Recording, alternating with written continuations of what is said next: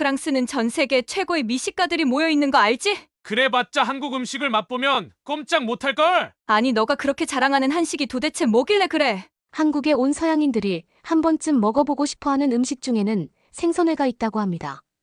서양에는 굴 정도를 빼고는 해산물을 날것으로 먹는 문화가 없기 때문인데요. 더욱이 우리의 회 문화는 푸짐하게 차려지는 모둠, 요리의 정수라고 볼 수 있을 정도로 외국인들의 감탄을 자아내기도 합니다. 오늘 소개해드릴 사연은 한국의 회요리에 푹 빠져버렸다는 프랑스 가족의 사연입니다. 그들은 프랑스와 일본에서 날생선을 먹고 식중독에 걸린 경험 때문에 다시는 날생선을 먹지 않겠다고 다짐했다고 하는데요. 그런데 한국 여행 중 방문한 수산시장의 활기찬 분위기 속에서 그들은 과거의 결심을 깨고 생선회에 도전했다고 합니다. 과연 그들에게는 무슨 일이 있었던 걸까요? 프랑스 가족의 사연입니다. 감동의 모든 것 애청자 여러분, 영상 시작 전 좋아요와 불우이웃을 위해 끝까지 시청 부탁드립니다. 안녕하세요. 제 이름은 비너스입니다. 저희는 아시아의 이국적이고 다양한 문화에 푹 빠진 프랑스 가족입니다. 그들의 매력에 매료된 채 살아왔죠. 그래서 아시아 곳곳을 여행하고 있어요. 하지만 여행할 때마다 매번 느끼는 게 있죠. 바로 그 어디도 한국에서 느낀 묘한 매력을 느낄 수 없다는 거예요. 아시아 대륙에서 여행했던 모든 장소는 아름답고 즐거운 경험으로 가득했어요. 하지만 한국은 말로 표현할 수 없는 매력이 있었거든요. 그래서 어딜 갈 때마다 한국이 계속해서 생각났어요. 한국 사람이었더라면 여기가 한국이었다면 하고 생각했죠. 우리가 아시아를 좋아하는 데에 별다른 이유는 없어요. 그저 가족끼리 함께 즐길 수 있는 취미를 찾던 중 아시아 여행을 꼽은 것뿐이죠. 여행을 하기 위한 첫 번째 준비는 그 나라에 대한 정보를 얻는 거잖아요. 그러다 보니 자연스럽게 그들에게 빠져든 거예요. 아무래도 유럽과 상반된 분위기의 문화이니 그 점이 흥미롭게 다가오기도 했고요. 개중 특히 일본과 한국을 좋아했는데요. 신기하게도 한국이라는 나라보다 한국의 기업이나 유명 연예인을 먼저 알게 됐어요. 그도 그럴 것이 프랑스에 살다 보면 한국과 관련된 것들을 꽤 많이 볼 수 있거든요. 길거리에서 종종 현대와 기아 자동차를 볼 수 있고, 유명 아이돌 BTS의 소식이 신문에 난다거나 공항과 시내 곳곳에 광고하고 있는 삼성과 LG의 광고판을 볼 수 있어요.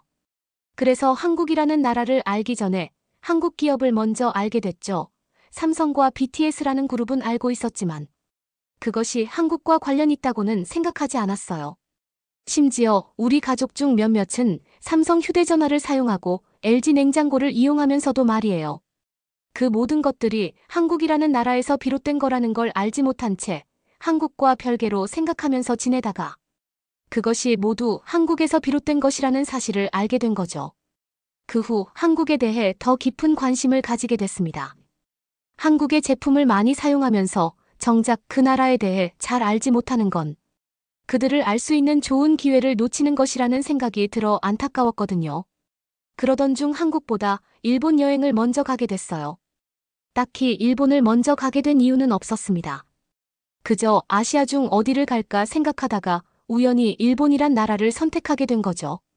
어차피 우리 가족에게 아시아는 모두 똑같은 이미지로 다가왔던 때였거든요. 그리고 우리는 마침내 아시아의 문화를 피부로 직접 느낄 수 있는 기회가 생겼죠. 그것은 우리들을 매우 기쁘게 만들었습니다. 매일 눈으로만 보던 아시아 대륙을 직접 우리 발로 밟을 생각을 하니 기분이 들떴죠. 우리 가족 모두 일본을 탐험하고 새로운 것을 시도해보고 싶은 마음이 가득했어요. 그 열정과 함께 일본 여행이 멋지게 시작에 경종을 울렸습니다. 일본에 가서 가장 관심이 갔던 음식 중 하나가 바로 사시미 회요리였는데요. 이렇게 말하면 프랑스에서도 회를 좋아했던 것처럼 생각할 수도 있겠지만 또 그런 것은 아니에요. 사실 프랑스 사람들은 대다수 생선회보다 익힌 생선을 더 선호하기도 하고 생선회 먹을 생각을 전혀 하지 않기도 하죠. 아무래도 유럽에서는 날생선을 먹는 문화가 없기도 하고 낚시하여 바로 회로 떠먹으면 기생충이 생선 몸속에서 살아있다고 생각해 굉장한 거부감이 있거든요. 프랑스에서 유일하게 날 걸로 먹는 음식은 굴뿐이에요. 대부분 육수용으로 사용하거나 오븐에 구워 먹기 위해 생선을 구매하죠. 게다가 프랑스에서 생선회 먹기를 한번 시도해 본 적이 있었지만 식중독에 걸리는 바람에 그 뒤로 손도 대지 않던 상태였어요. 하지만 일본 콘텐츠를 볼 때면 늘 초밥과 회가 빠지지 않더라고요. 그래서 자연스럽게 일본의 음식하면 회가 떠올랐어요. 과거 식중독에 걸렸던 트라우마 때문에 날 것을 먹는 게 조금 망설여지긴 했지만요. 하지만 첫째 아들은 회의 본고장인 일본에서 그것을 먹지 않는 건 말도 안 된다면서 이곳에 온 의미가 없다고 말했어요. 결국 우리 가족은 어린 둘째, 아들을 제외한 3명이서 회에 도전하기로 했습니다. 사람들이 말하는 일본 생선회의 고소함과 찰진 식감이 기대됐죠. 양은 많지 않았지만 나름 부드러운 식감에 꽤 괜찮은 맛이었습니다. 하지만 우리의 설렘은 잠시뿐이었습니다. 다음 날이 되자 둘째, 아들을 제외하고 모두가 배탈이 나고야 말았어요. 처음에는 그냥 참아보려고 했는데 설사가 계속해서 이어졌기 때문에 심각한 상황이라는 걸 깨달았죠. 우리는 곧바로 병원에 갔고 식중독 진단을 받았습니다. 이로써 우리는 날생선에 대한 환상이 완전히 깨지고 말았어요. 2번이나 식중독에 걸렸으니까요. 그리고 불행스럽게도 우리는 또다시 탈이 나는 바람에 남은 일본 여행을 모두 망치게 되었습니다.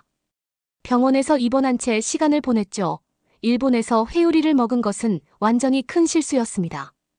일본의 횟집은 날 것에 대해 엄격하게 관리한다고 들었지만 어쨌든 우리 가족은 고생을 할 수밖에 없었어요.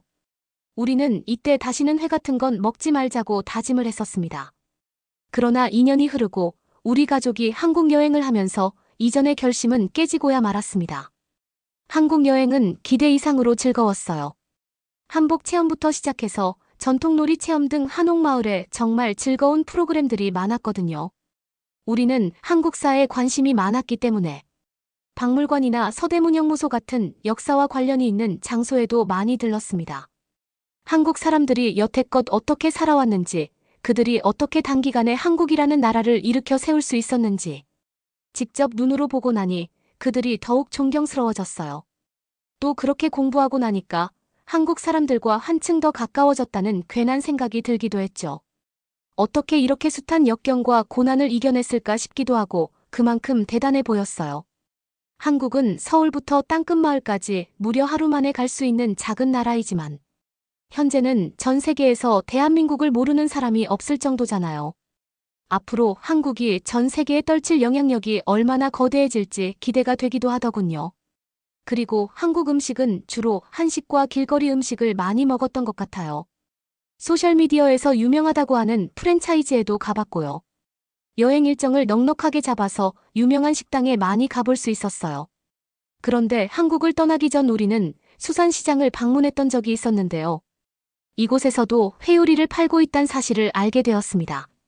처음에 우리 가족은 일본에서 생선회에 크게 되었던 적이 있었기 때문에 눈길도 주지 않고 지나치려고 했어요. 하지만 당시 수산시장의 분위기는 일본에선 볼 수 없었던 완전히 다른 공간이었어요.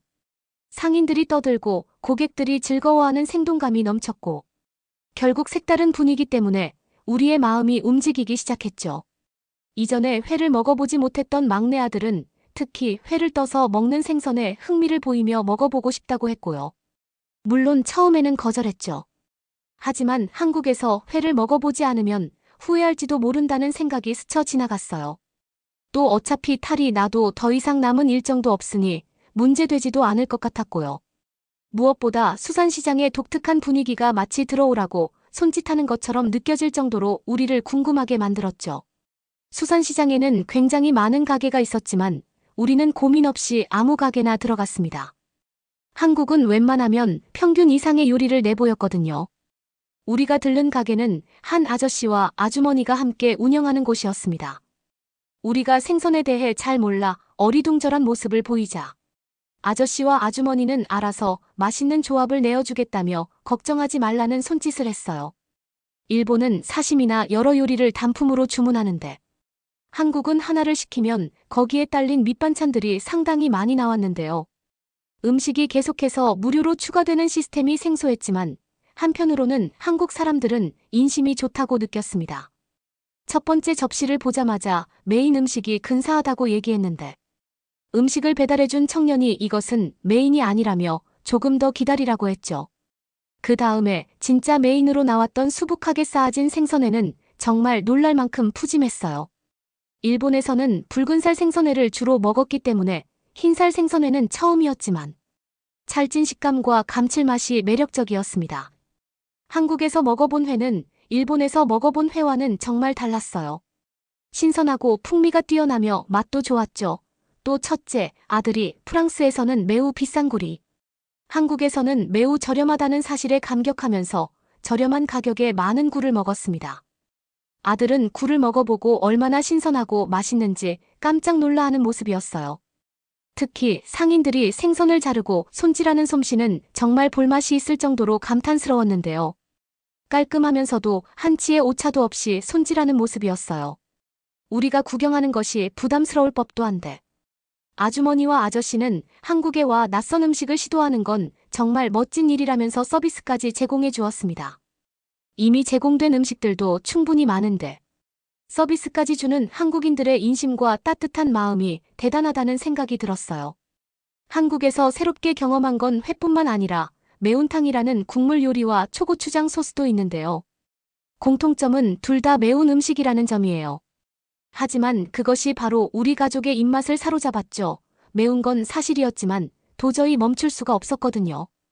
특히 매운탕에 흰쌀밥을 함께 먹었을 땐 한국에서 제일 맛있는 음식을 먹었다는 생각을 했어요. 일본에서 먹은 맑은 탕과는 매우 달랐으며 국물이 무척 칼칼하고 맛있었습니다. 많이 맵거나 진하지 않아 개운한 맛이 있어 우리 가족 입맛에 잘 맞았어요.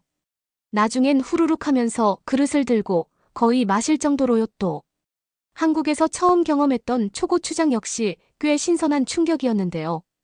일본에서 회를 먹을 땐 오로지 간장만 나왔기 때문에 한 가지 소스에만 찍어 먹어야 했기 때문입니다. 특히 첫째, 아들은 매운 음식을 잘 먹지 못하는 편임에도 상추와 함께 쌈을 싸서 초고추장을 얹어 수십 점의 회를 해치웠어요. 심지어 여기서 충분히 배가 부르지만 음식은 끝도 없이 나왔고요. 다행히 탈도 나지 않았습니다. 건강하게 프랑스로 돌아올 수 있었어요. 현명했던 선택 덕분에 우리 가족은 수산시장에서 새로운 것을 시도하고 잊을 수 없는 추억을 만들며 즐거운 시간을 보낼 수 있었습니다. 결론적으로 한국 여행은 일본에서의 경험과는 완전히 대조적이었던 것 같아요.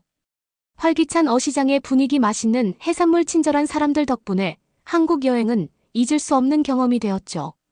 일본에서 수많은 횟집을 보았지만 이곳처럼 운영하는 곳은 한 군데도 본 적이 없었어요. 또 이렇게 푸짐하고 다양한 음식이 코스로 깔리는 건 처음 봤습니다. 한국에서 여느 다른 음식점들도 많이 방문했지만 그간의 안 좋은 기억을 잊게 해준 횟집에서 했던 식사 자리는 오랫동안 기억에 남을 듯합니다. 한국에서 돌아온 지 3개월도 되지 않았지만 우리는 벌써 다른 한국 여행을 계획하고 있어요. 한국에 다시 방문하게 된다면 한국의 독특하고 매혹적인 문화를 더 많이 발견하고 싶네요. 제 경험을 공유함으로써 한국 여행이 얼마나 즐거웠는지, 그리고 문화 음식 환대 측면에서 얼마나 많은 것을 얻을 수 있었는지 여러분에게도 전달될 수 있었으면 좋겠습니다. 한국은 전쟁으로 폐허가 된 나라에서 기술과 문화의 선두주자가 되기까지 먼 길을 걸어왔어요. 그래서 그런지 지금은 전통과 현대가 공존하는 곳이며 사람들은 따뜻하고 친절합니다. 색다른 매력과 독특한 분위기를 경험하고 싶은 분들이 있다면 한국 여행을 적극적으로 추천하고 싶어요. 북적이는 수산시장에서 새로운 음식을 맛보거나 한국의 역사와 전통에 대해 배우는 등 한국에서는 누구나 즐거운 시간을 보낼 수 있습니다. 우리도 다음 한국 여행이 어떤 매력을 선사해 줄지 벌써부터 기대가 되네요. 여러분은 이번 사연을 통해 어떤 것을 느끼셨나요? 한국 여행에서 특별한 회요리를 경험하고 돌아갔던 프랑스 가족의 사연이었습니다. 한국 문화와 한국 요리에 대한 그들의 경험과 만족스럽다는 이야기를 듣게 되어 정말 기쁜데요. 한국은 유구한 역사와 활기찬 현대문화를 가진 독특하고 매혹적인 나라입니다. 또한 일본과 한국 모두 회를 먹는다는 공통점이 있지만 한국에서 먹는 회는 일본에서 먹는 회와는 아주 큰 차이점이 있습니다. 일단 한국에는 일본에는 없는 푸짐한 반찬 문화가 있으며 일본에서 따라할 수 없는 초고추장의 존재 때문에 한국에서는 회로 비빔밥을 해먹기도 하는 등 요리 방법이 무궁무진하게 많습니다. 또한 수산시장에서 즉석으로 먹는 회도 나름대로 맛과 재미가 있는 한국 문화라고 볼 수 있는데요. 이 프랑스 가족이 한국에 오게 됨으로써 한국에서 맛있는 해산물과 수산시장의 친절한 서비스를 즐기고 회에 대한 부정적인 경험을 극복할 수 있었다니 한국인으로서 뿌듯해지는 순간입니다. 이렇듯 주위를 둘러보면 외국인들에게 부러움을 자아내는 우리 한국의 것들이 정말 많은데요. 앞으로도 많은 외국인들이 한국을 방문해서 우리의 것을 즐기고 돌아갔으면 좋겠네요. 식중독에 걸렸던 트라우마를 극복하고 한국에서 맛있는 회를 먹고 돌아갔다는 프랑스 가족을 위해 다음 여행에 소개해주고 싶은 맛있는 음식을 댓글로 적어주시기 바랍니다. 구독과 좋아요 부탁드리며 사연자분께 전해드릴 댓글도 남겨주시면 전달해드리겠습니다. 그러면 더욱 감동적인 다음 사연으로 넘어가겠습니다. 뭐야? 저게 한국의 부대라고? 한국은 북한과 싸워도 진다니까! 여기 한 외국의 유엔군 대사가 한국의 군사훈련을 관람하고 있습니다. 한국의 이 훈련을 보고는 충격과 공포까지 느꼈다고 합니다. 그러면서 망했다고 혼잣말을 하는데요. 그리고 몇 시간 뒤 그 전문가는 바로 귀국을 결정했다고 하는데요. 오늘의 사연은 영국인 피터슨 슈왈츠 씨의 사연입니다. 안녕하세요. 제 이름은 피터슨 슈왈츠입니다. 저는 박사학위를 취득 후 유엔 대사로 근무 중입니다. 저는 30년 넘게 탱크 대포 장갑차 등 기계와 전쟁을 연구해 왔어요. 장군들에게 자문을 해왔고 각군 사관학교에서 강연도 하고 의회에서 증언도 했죠. 그래서 군사 문제에 관해서는 확실히 빠삭하다고 할 수 있죠. 적어도 저는 그렇게 생각했어요. 물론 제가 한국을 방문하기 전까지는 말이죠. 사실 저는 한국군에 대해 꽤 회의적이었어요.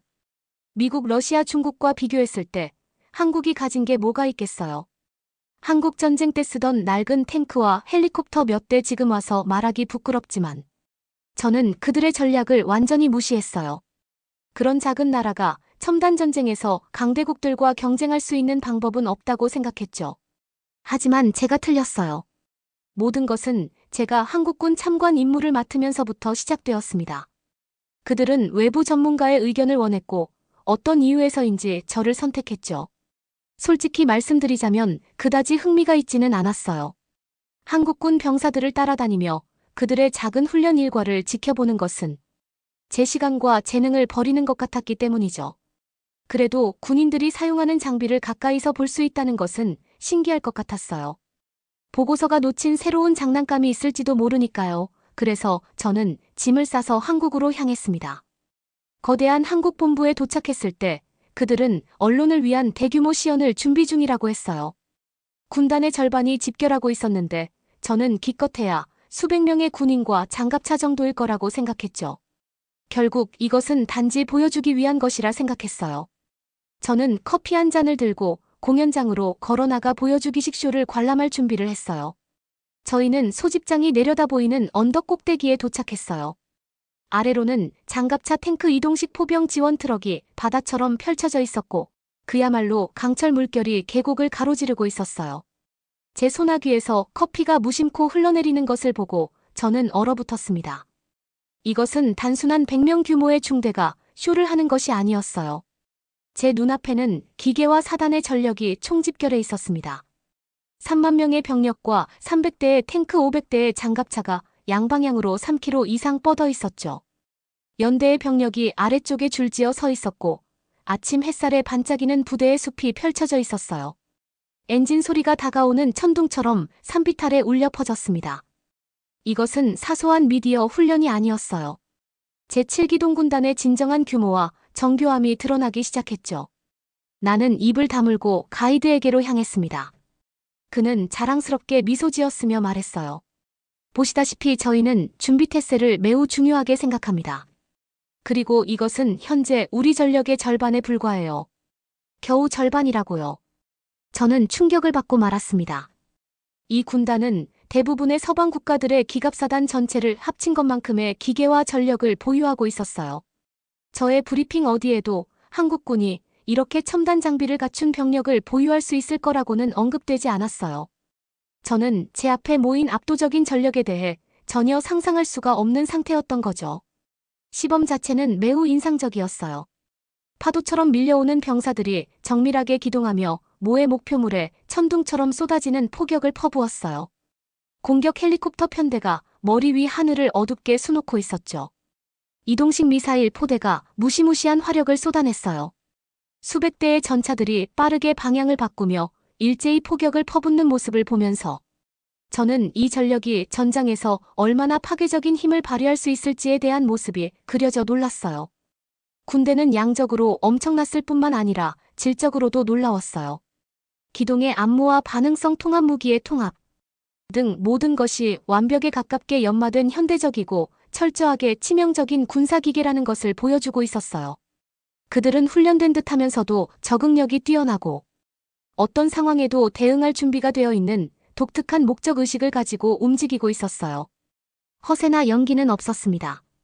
침착한 숙련도와 작전 집중력만 있을 뿐이었죠. 이들은 즉시 싸울 준비가 된 완벽한 상태의 군대였습니다. 오후가 지나고 전쟁의 기계음이 끝없이 울려 퍼지면서 저는 한국 군대에 대한 저의 많은 생각들을 재평가하게 되었어요. 이 부대는 허술한 병사들이 아니었습니다. 제7기동군단은 현대군대와 견줄 수 있는 기계화 부대였어요. 제가 받은 모든 교육과 전문 지식에도 불구하고 저는 그들의 능력을 완전히 과소평가하고 있었던 것이죠. 그들이 압도적인 병력으로 집결하는 모습과 전장에서 움직이는 기술을 보고 그들의 손끝에 있는 치명적인 기술을 보고 나니 저의 남아있던 편견의 조각이 모두 증발해버렸습니다. 어떻게 관리했든 한국군은 제가 지금까지 만난 것 중 가장 강력한 전투력을 갖추고 훈련된 부대라는 것이 확실해졌죠. 이것은 한국 군사력의 현실에 대한 저의 빠른 교육의 시작에 불과했어요.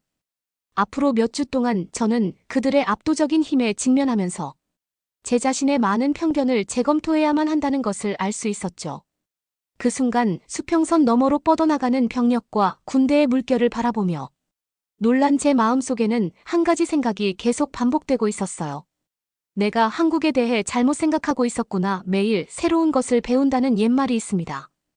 그날 오후 저는 한국이 얼마나 강한 군대를 보유하고 있는지 새로운 사실을 많이 배웠어요. 그리고 저의 발견의 여정은 이제 막 시작되었습니다. 저의 깔끔한 선입견은 단 한 번의 짧은 전시로 산산이 부서지고 말았어요.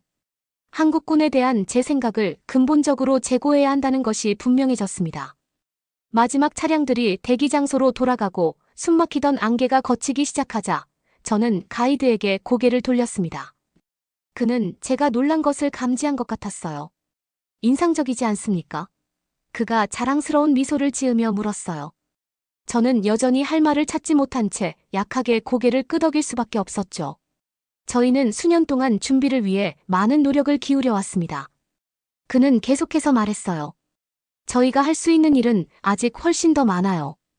한국이 안주하고 있다는 과거의 평가는 확실히 업데이트되지 않은 것이 분명했어요. 저의 연습은 여전히 개선이 필요하다고 생각해요.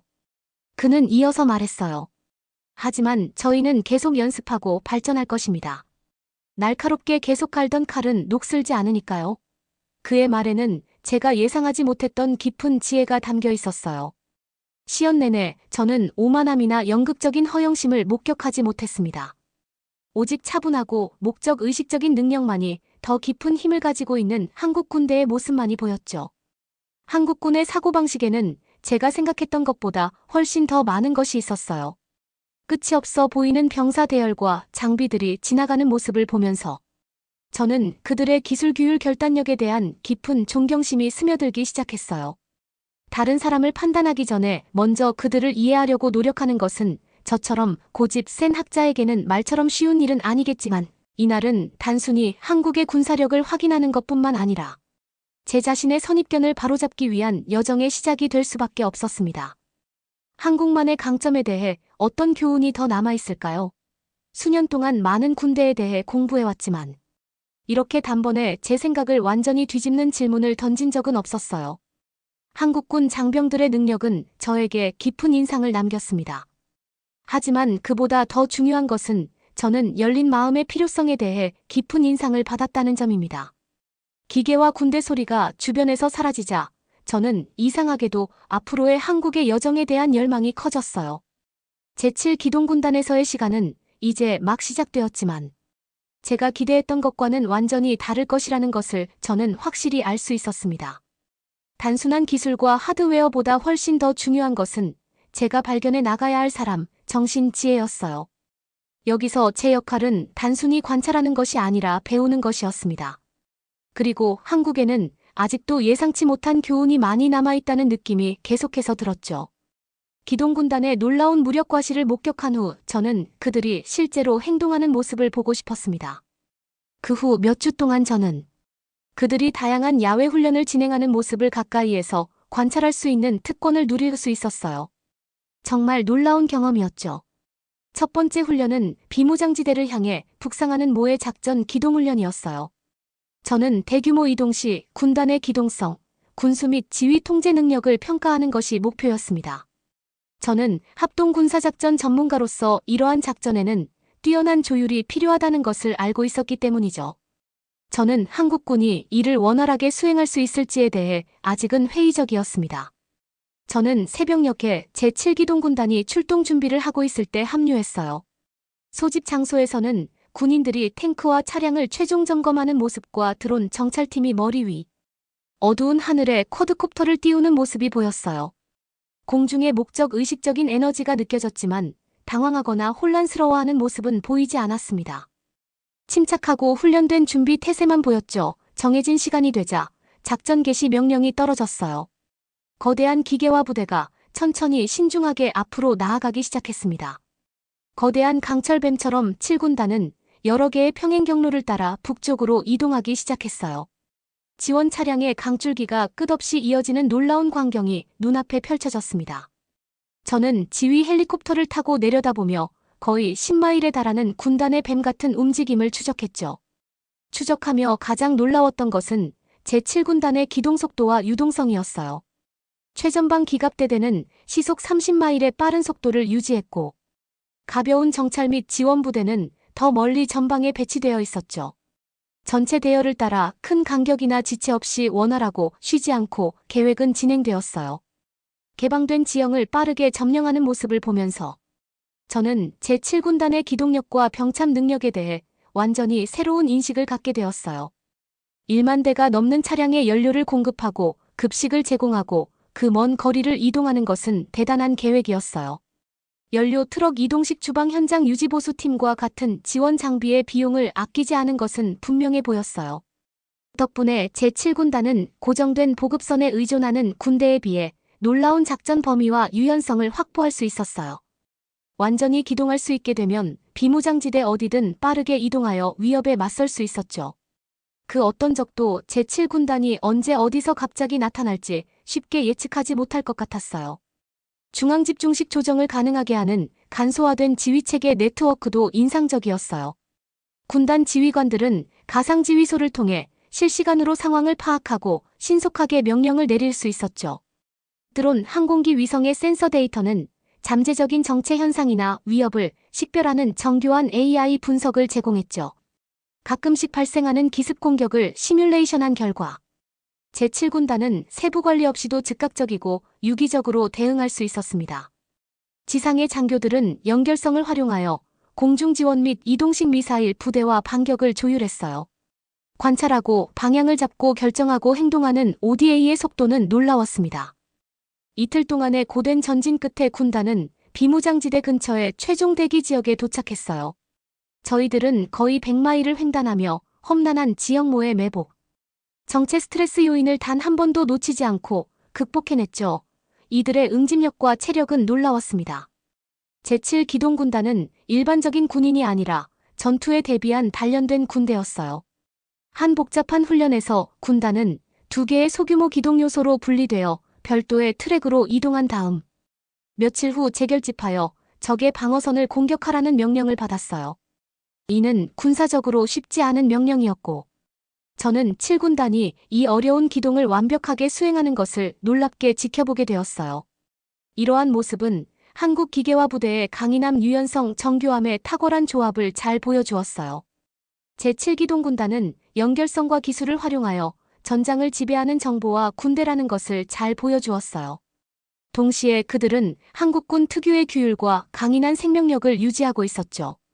저는 그들이 전장에서 효율적으로 작전하는 모습을 보면서 왜 정적이고 중무장한 군대가 일단 공격을 시작하면 제7기동 군단의 공격을 막을 수 없는지 진정으로 이해하기 시작했어요. 지속적인 기동성 뛰어난 통신 능력 분산된 주도권만이 그런 군대에 대항할 수 있는 유일한 방법이었죠. 안타깝게도 대부분의 군대는 이러한 능력이 부족했습니다. 정밀하게 움직이는 대규모 군대를 직접 목격하는 것은 이 군사 역사가에게 흔치 않은 기회였어요. 이번 훈련은 단순히 하드웨어를 보여주는 것 이상으로 효과적인 전투력을 갖추기 위한 준비와 엄격한 훈련의 힘에 대해 더 깊은 교훈을 저에게 주었습니다. 또 인간적인 측면도 그에 못지않게 중요하게 보여졌죠. 제7기동 군단은 최첨단 기술이 접목된 대한민국 무술전통의 정점을 보여주었어요. 훈련이 덜 된 군대라면 이 모든 장비는 무용지물이었을 것입니다. 하지만 한국군은 이를 강력한 무기로 만들어냈어요. 그들의 단합된 목적의식과 전술적 능력은 정말 인상적이었어요. 제7기동 군단이 체계적으로 북진하는 모습을 보면서 저는 어떻게 그들이 북한의 침략을 저지할 수 있는지를 이해할 수 있었어요. 그들은 더 나은 장비뿐만 아니라 더 나은 훈련 조직력 사기를 통해 그들의 실체를 보여주었기 때문이죠. 그들의 임무에 임하는 진지함은 확실히 냉정했습니다. 물론 저는 한국이 전면전을 원하지 않는다는 것을 알고 있었습니다. 그들의 목표는 평화와 안정이었죠. 하지만 전쟁이 강행된다면 제7기동 군단은 선봉이 될 것이 분명했어요. 그들의 능력을 목격한 저는 감히 오히려 적들이 불쌍하게 느껴질 정도였죠. 북진 행군은 제가 군단과 함께 참여한 많은 깨달음을 주는 훈련 중 하나에 불과했어요. 각 훈련은 갈수록 한국군의 전문성과 능력에 대한 저의 깊은 존경심을 강화했죠. 한국군은 복합 무기의 숙달 기동성, 첨단 기술에 대한 집중력을 바탕으로 유연하고 기민하게 대응할 수 있는 단련된 군대였습니다. 물론 그 어떤 군대도 완벽하지는 않았어요. 그러나 국가 방위 측면에서 한국은 분명히 기반을 갖추고 있었습니다. 가장 최근의 제7연 평해전을 지켜보면서 현대전에 대해 갖고 있던 많은 잘못된 가정을 바로잡는 데 도움이 되었어요. 저는 이제 한국이 다른 나라의 교리를 모방하는 것이 아니라 자신들만의 첨단 기동형 네트워크 작전 모델을 개선하고 있다는 것을 깨닫게 되었습니다. 한국 군사력의 현실에 대한 이 실습 교육은 제 관점을 새롭게 정의했어요. 학교 다닐 때 기동기갑전에 대해 많이 배웠지만 이론만으로는 한계가 있었죠. 하지만 이번에 두 눈으로 제7기동 군단의 막강한 전력을 실전에서 직접 보니 감탄이 절로 나왔어요. 그 어떤 책이나 강의로도 설명할 수 없을 정도였죠.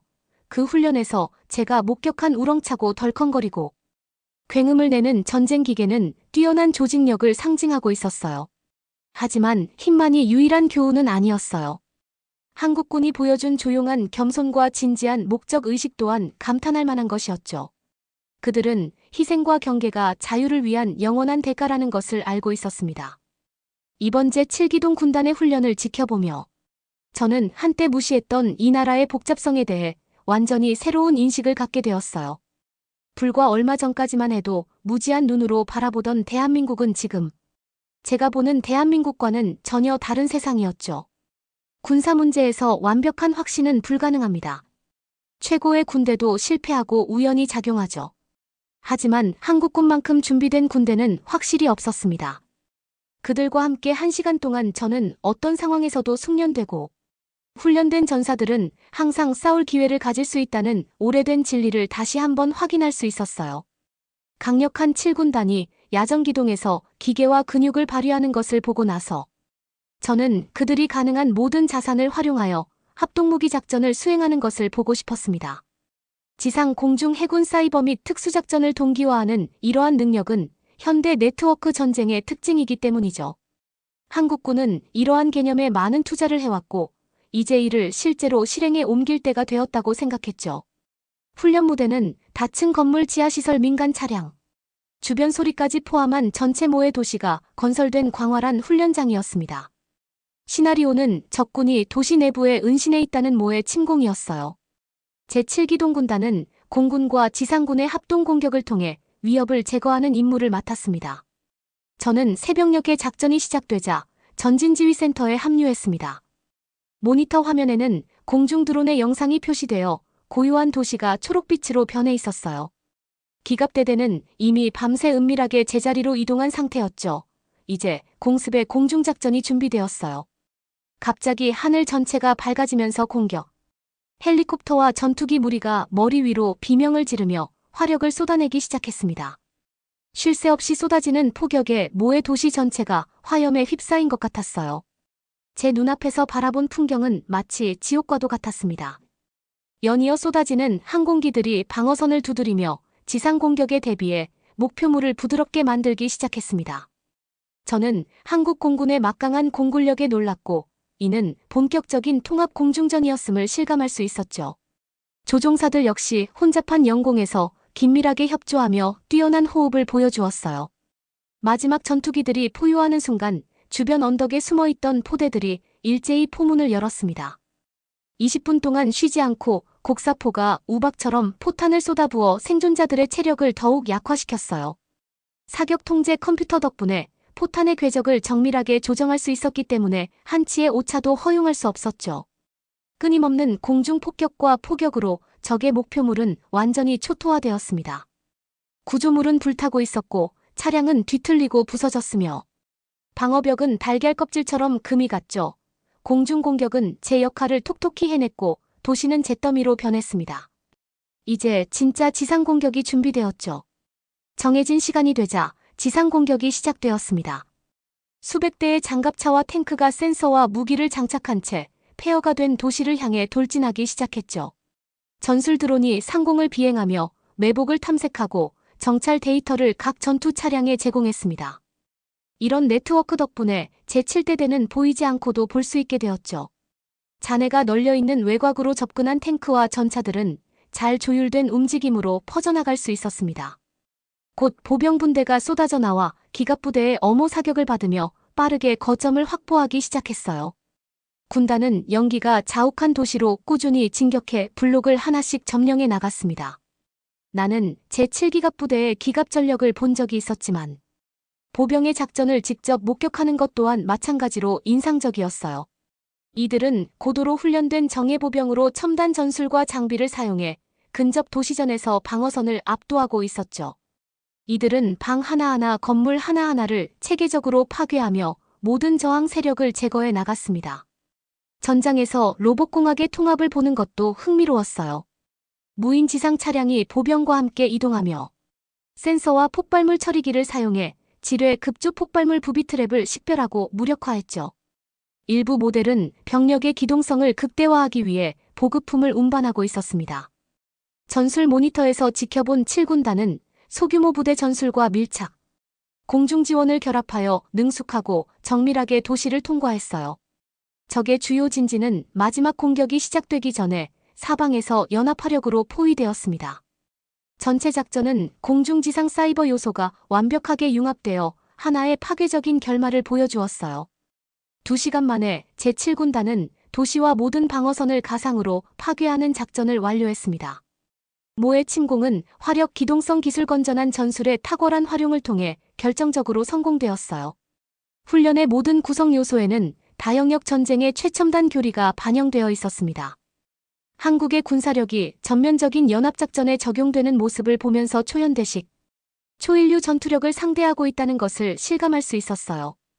과거 무기체계의 통합과 네트워크 중심의 전력에 있어서는 그 어떤 잠재적 적과 견주어도 뒤지지 않거나 능가할 수 있었죠. 강대국들도 한국의 사례에서 배울 점이 많았습니다. 7군단은 훈련 기간 내내 탁월한 상황 인식과 조정 능력 기동 속도를 유지했습니다. 이를 통해 전장에서 거의 멈출 수 없는 유동성을 발휘하여 주요 지점에 집중된 전력을 신속하게 투입하여 방어선을 붕괴시킬 수 있었어요. 그들은 각 군의 합동 능력을 완전히 활용하여 하나의 치명적인 기동식 정격전을 펼쳤어요. 하지만 군인들의 허풍이나 과시욕은 전혀 없었고 차분한 전문성, 즉 성숙하고 자신감 넘치는 군대의 모습만 보였죠. 그들은 전쟁을 구경거리가 아닌 진지한 상황으로 받아들였습니다. 저는 대열 속에서 용기와 희생의 깊은 맥을 느꼈고 일부는 곧 진짜로 싸우고 죽을 수도 있다는 것을 알았어요. 이 엄숙한 지식이 그들의 결의를 뒷받침하고 있었습니다. 그날 저는 젊은 장교 몇 명과 함께 앉아 이번 모의 훈련의 성공에 기뻐할 모습을 기대했어요. 하지만 그들은 모든 실수를 비판하고 개선책을 제시했죠. 더 큰 성장을 추구하는 그들의 모습에서 제7기동군단이 왜 그토록 효과적인지 알 수 있었어요. 안주하는 것은 선봉의 날카로움을 무디게 하기 때문에 그들에게는 상상할 수 없는 일이었습니다. 그들은 끊임없이 기술을 연마하기 위해 노력하고 있었어요. 계획부터 공중지원 보병 제압 전술에 이르기까지 제7사단은 숙련된 합동작전을 통해 모의 침공을 장악했습니다. 그들은 전쟁의 도가니에 대비해 더 잘 훈련되고 더 잘 장비되고 정신적 육체적으로 더 잘 준비되어 있었죠. 하지만 그날 밤 저는 군사력만으로 평화를 보장할 수 있을지 의문이 들었어요. 한국은 힘이 침략을 억제할 수 있기를 바라고 있었어요. 하지만 저는 평화에는 언제 칼을 내려놓을지 아는 지혜도 필요하다고 생각했죠. 한국의 운명은 누가 가장 강한지를 판단하는 것이 아니라 이 외로운 한반도에서 펼쳐지는 이야기의 도덕적 결말을 장식하는 데 달려 있었어요. 저는 인간에 대한 믿음으로 덜 폭력적인 방법으로 안보를 지킬 수 있지 않을까 생각했지만 탱크의 굉음과 포탄의 쿵쿵거리는 소리는 저의 생각에 반박하는 것 같았어요. 아직은 아니야. 탱크와 포탄이 말하는 것 같았죠. 하지만 한국은 군사력은 가치를 강요하는 것이 아니라 보호하기 위한 정당한 수단이라는 것을 이해하고 있었습니다. 그리고 전쟁에서 승리해도 가장 중요한 것을 이룰 수 있다는 것 또한 잘 알고 있었죠. 그날 벌어진 모의 침공은 비록 시뮬레이션이었지만 한국이 전쟁을 넘어선 미래를 갈망했던 이유를 상기시켜 주었어요. 어떤 전장에서도 승리할 수 있는 군대를 만들었으니 이제 남은 과제는 전장을 초월할 수 있는 나라를 만드는 것이었죠. 전사가 아니라 국민으로 두려움이 아니라 희망으로 정의되는 국가를 말입니다. 대한민국의 승리는 무기가 아니라 국민들의 가슴에 달려 있었습니다. 시간이 지나면 그 마음이 미사일과 총을 능가할 것으로 보였어요. 그러나 그날까지 보병 경계병 조종사 충실한 수병은 원치 않았지만 그보다 더 중요한 역할을 수행해야 했습니다. 역사의 짐은 여전히 이 땅의 많은 부분을 요구했지만 한국은 수천 년 동안 그랬던 것처럼 견디고 적응하고 인내하고 있었습니다. 그리고 침략이 다시 위협해 온다면 제7기동군단은 그 분노를 발산할 준비가 되어 있었죠. 바로 이것이 그들의 엄숙한 다짐이었습니다. 이상적인 조건에서 7군단의 모든 역량을 확인한 후 저는 그들의 회복력과 적응력을 시험하는 더 어려운 시나리오에서 그들이 어떻게 행동할지 궁금했습니다. 곧 저는 그들이 훨씬 더 어려운 모의 임무를 수행하며 기술과 인내의 한계를 뛰어넘는 것을 목격할 기회를 가졌습니다. 다음 훈련은 혹독한 훈련은 겨울철 자정에 시작되었어요. 영하의 기온과 매서운 바람 진눈깨비와 눈이 섞인 얼음장 같은 날씨로 인해 훈련은 분명 불쾌했을 것입니다. 하지만 전쟁은 이상적인 날씨에 일어나는 경우가 드물었기 때문에 제7군단은 가장 혹독한 환경에 대비해야 했죠. 그들의 목표는 주둔지에서 신속히 전개하여 원정기지를 구축하고 최소한의 인프라 지원으로 장거리 공격을 수행하는 것이었어요. 훈련이 시작되자 저는 수천 명의 병력과 수백 대의 차량이 서둘러 이동할 준비를 해야 하는 분주한 모습을 보았죠. 끔찍한 조건에도 불구하고 7군단은 신속하게 움직였습니다. 매서운 바람과 얼음도 그들의 체계적인 준비 속도를 늦추지 못했습니다. 보급 요원들은 방한 장비를 배포하고 정비 요원들은 모든 차량의 튜닝과 방한 작업을 완료했죠. 이들의 위기작전 전환 능력은 정말 놀라웠어요. 곧 제7군단이 출동할 준비가 되자 거대한 강철 함대가 차가운 어둠 속으로 항해하기 시작했습니다. 진눈깨비는 도로를 위험하게 만들었지만 호송대는 신중하면서도 꾸준히 전진했죠. 상황은 악화되었지만 병사들의 사기와 투지는 여전히 높았습니다. 이들은 악천 후에도 굴하지 않는 강인한 프로들이었죠. 밤샘 행군 끝에 전진 배치 지역에 도착한 군단은 즉시 지속적인 작전에 필요한 방어시설, 통신망 병참, 인프라를 구축하기 시작했어요. 해야 할 일이 너무 많았기 때문에 잠은 미룰 수밖에 없었죠. 영하의 빛 속에서 전투 진지와 드론 활주로 보급품 저장소 임시주택을 건설하기 위해 쉴 새 없이 노력하는 모습을 보면서 저는 고난을 받아들여라는 말에 새로운 감명을 받았어요. 불평이나 불만 없이 고개를 숙이고 임무를 완수하는 병사들, 바로 이런 병사들이야말로 참호에서 함께 일하고 싶은 병사들이었습니다.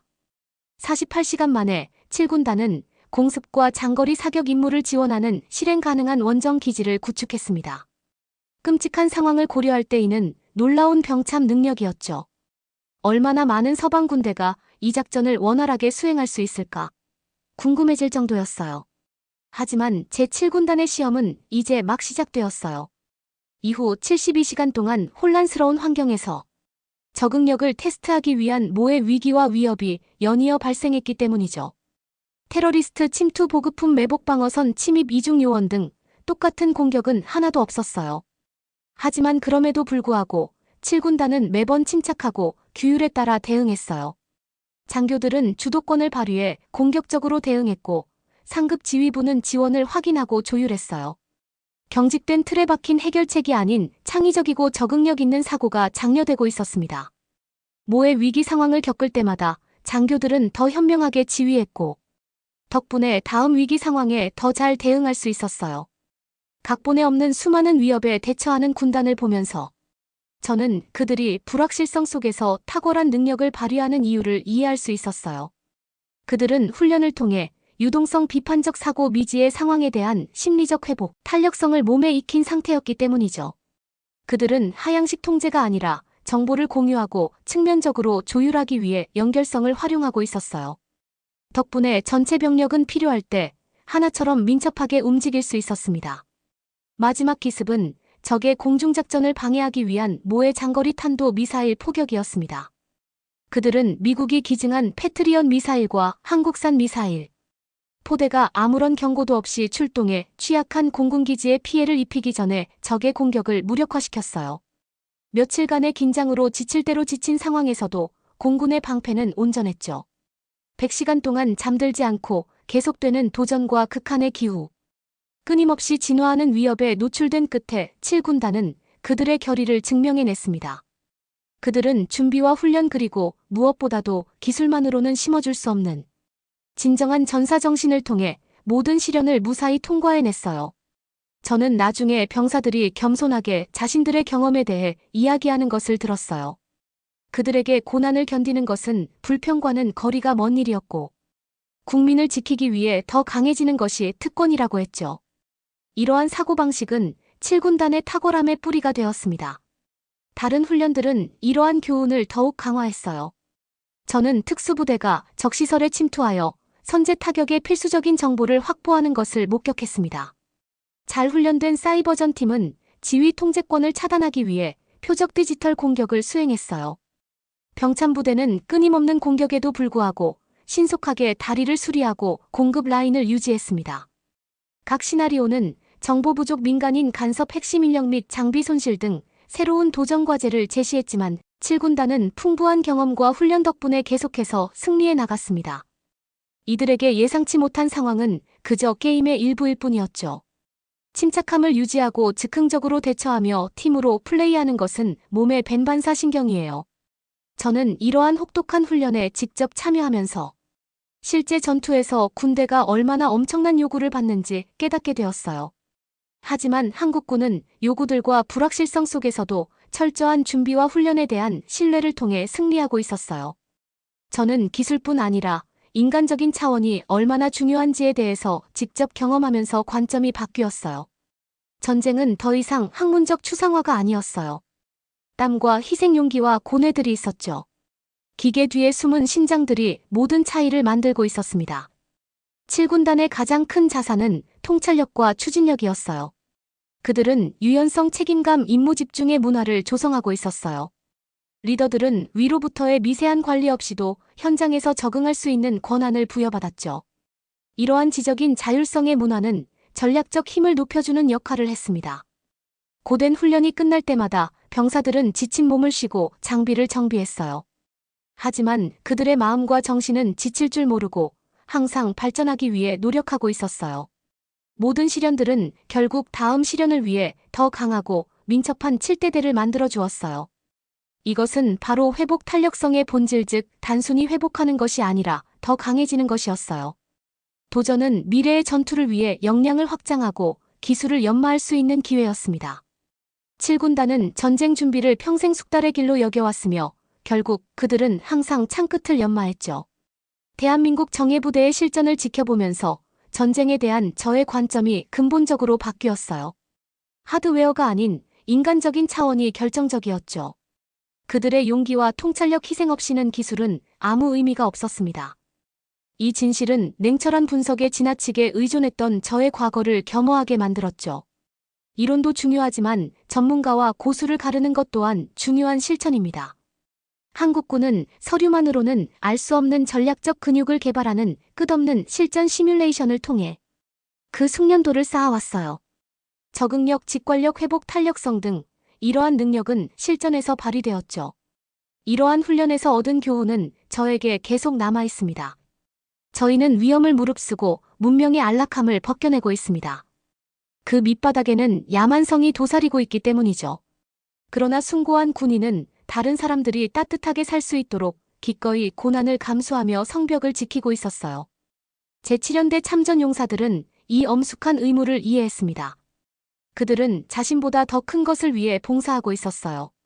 그들과 함께 한 시간은 권력과 권리는 분리될 수 없다는 것을 다시금 확인시켜 주었습니다. 권력은 아무리 무섭더라도 정의와 연민에 근거할 때만 정당화될 수 있는 것이었죠. 칼은 지혜에 굴복해야 합니다. 다행히 대한민국은 이 무거운 책임을 알고 있었어요. 그렇기 때문에 그들은 전쟁을 서두르지 않았고 의무를 회피하지도 않았습니다. 7군단은 매일 눈과 불의 세례를 받으며 준비태세를 갖추고 있었어요. 이들에게 회복 탄력성은 단순한 기술이 아니라 삶의 방식이었죠. 적응과 극복 약점을 강점으로 바꾸는 것, 이것이 한국 전사의 신조였습니다. 그들은 국가의 명예를 어깨에 짊어지고 그 무게를 견디기 위해 부단히 훈련했어요. 저는 그 긴 임무 앞에서 조용한 용기와 헌신에 감탄할 수밖에 없었습니다. 그들은 삶의 연습장에서 자신의 기술을 완벽하게 익히기 위해 최선을 다하는 스승이자 제자였어요. 흙과 철, 물과 불꽃으로 이루어진 힘으로 굳어져가는 그들을 보면서 저는 마음이 목적을 잊으면 강철 주먹도 방어할 수 없다는 진리를 엿볼 수 있었습니다. 힘은 목적이 아니라 평화를 향한 대한민국의 꿈을 지키기 위한 수단이었을 뿐입니다. 그들은 이를 결코 잊지 않았어요. 마지막 훈련을 마치고 출발할 때 겨울바람이 제 눈을 찌르는 것을 느낄 수 있었어요. 저는 얼어붙은 속눈썹 사이로 끝없이 이어지는 대열을 바라보았습니다. 피곤하지만 지치지 않은 그들은 눈 덮인 언덕으로 녹아내리고 있었죠. 그들은 다음 구름을 기다리며 사랑하는 땅 곳곳으로 흩어졌습니다. 여러분은 어떻게 보셨나요? 응원과 격려의 한마디씩을 댓글로 남겨주시기 바랍니다. 사연자분들에게 전달해드리겠습니다. 실제 사연 제보를 받고 있습니다. 채택되신 분께는 작은 선물도 보내드리고 있습니다. 저희의 사연이 여러분의 하루에 작은 힘이 될 수 있었으면 좋겠습니다. 감동적인 사연을 주변 분들과 이야기 나눠보세요. 더욱더 좋은 영상으로 다시 찾아뵙겠습니다.